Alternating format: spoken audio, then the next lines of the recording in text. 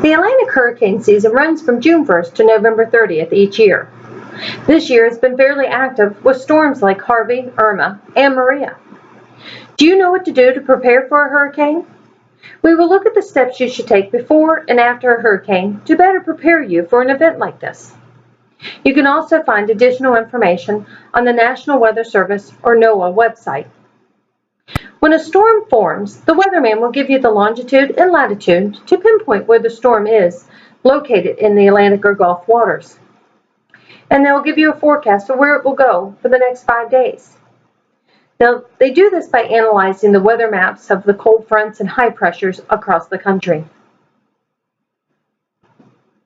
You should pay attention to the weather and track the storm's progress to see if you could be in any danger.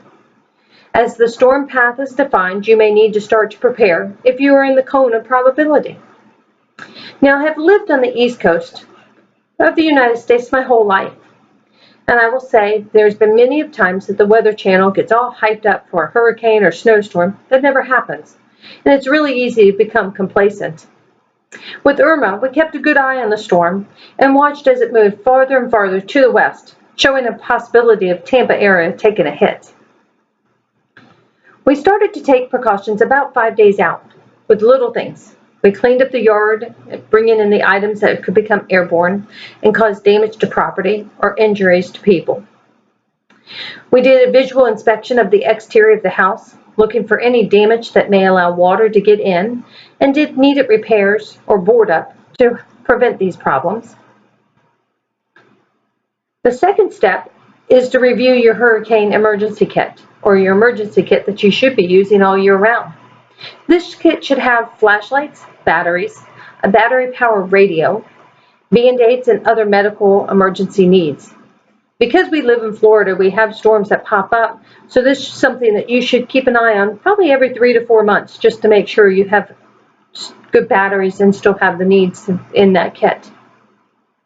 Now, if the storm does hit and you are without power for a couple days, let's look at what is needed to survive. Food. You should stock up on non-perishable food and bottled water. Some of the popular items are bread, peanut butter, crackers, canned soup, fruits, and vegetables. Make sure you have a manual can opener so you can get into the food. You need about 1 gallon of water per person per day, and you should have about 3 days worth of supplies set up for everybody in your family. If you have a gas grill or other grilling items, you may want to make sure that you have fuel to burn to heat the water or to make the food a little more enjoyable. The next item you should focus on is gas. Make sure your vehicle's gas tank is full. And if you have a generator, make sure you have fuel to run these items. Remember, if the power is out at the gas station, it may not be able to pump gas during this time. Now, we purchased a dual fuel generator a couple years ago so we could run on propane gas. After a little research, we realized that propane was easier to handle and would not go bad if stored for a long time. Here we should continue to monitor the news.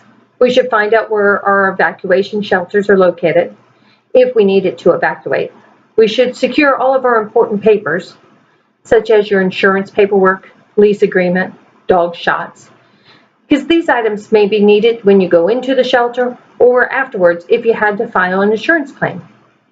Since the power may be out for days, you may not have the internet available to gain this information. Now, during the storm, it is not advisable to leave your house or the shelter once the storm has hit the area. You could put you or your family in great danger in trying to evacuate during the storm. You should hunker down in an interior room that has no windows. You need to get blankets or mattresses that could be used for protection from flying debris if the house gives way.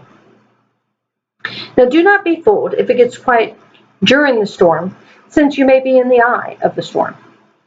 As the eye of the storm passes, the winds will now come from the other direction. Now, if your house did take a hit, you should have a small window of time to either try to move to a safer location or to another part of the house. Once the storm is past, you need to listen to authorities. They will request that you stay off the road. This way, they can take their time to clear the roads of downed trees, branches, and power lines and get to the victims that are in need of emergency help. If you go outside to survey your home, please take precaution. Look for fallen trees that could still give way off of structures and fall on you, down power lines that may still be active, and other debris that could cause you injury or harm. If it is safe to do so, clean up debris to start your own recovery. At this time of crisis, it will usually bring neighbors and communities together. Get out there, lend a hand. If you are without power, you will find the day will pass faster. If you do not have power, be careful to follow the guidelines to not run generators in the house or in the garage. This would be the same if using gas grills or charcoal grills. These items note that they need to be well ventilated when they're in use. We have been blessed during Irma. Other than being without power for about 18 hours, we had minor roof leaks in the rental property.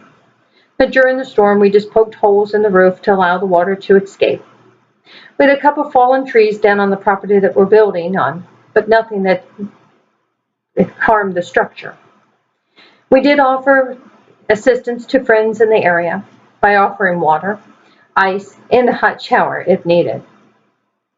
So the next time that a storm threatens, please heed the advice of the Weather Channel and your government officials. Go and clean up, buy your provisions, fill your gas tank, find your local evacuation center, check up on your emergency kit, and once you have plans on where you're going to be during the storm, get there, get prepared, and stay put. My hope is that we will go another 10 years here in Florida before we are threatened by another hurricane again.